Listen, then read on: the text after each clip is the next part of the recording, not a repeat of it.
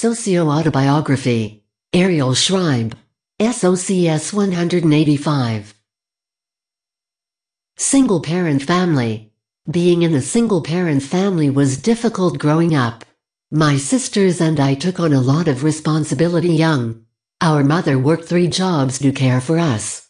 My sisters entered the workforce right after high school to help provide for the family and my dream of attending a top college. Scholarship student. Being a scholarship student was difficult at a top university. I was elated that I was accepted and even happier that I wouldn't be a burden to my family for the tuition. The segregation that I faced because of my status was at times unbearable. Gender. While gender does not and cannot play a role in university admission, it does play a role in how people think about majors. I was told I should focus on being a nurse or some form of healthcare worker. I was a budding chemistry major with a minor in education.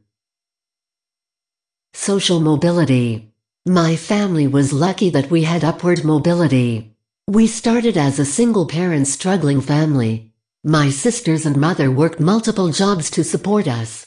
My mother worked her way into a higher-paying position. I was able to benefit from the mobility by attending a top university. Woodrow Wilson.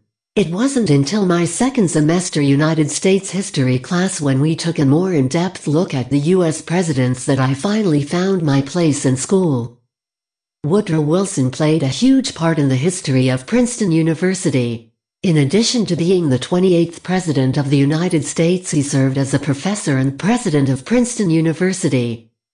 In 1902, Wilson was promoted from professor to president and started an ambitious campaign to reform the educational quality. In order to raise admissions standards and increase serious study, Wilson instituted core requirements and academic departments. These programs that are still used in higher education to this day. Wilson paved the way for society's acceptance of Princeton's academics and it ultimately becoming an Ivy League institution. Globalization and Education. Globalization is a set of processes leading to the development of patterns of economic, cultural, and social relationships that transcend geographical boundaries.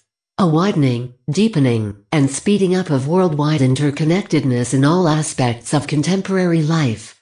It plays a large part in educational reform. In the past decade, many educational reforms have crossed national boundaries among Canada, the United States, Australia, the United Kingdom, and New Zealand. These include curriculum changes, standardized and centralized testing, multicultural education, and school governance. Davies and Guppy, 1997. On top of increasing the quality of education, globalization would also decrease profitability in education. Unless there is an increase in the price of secondary education.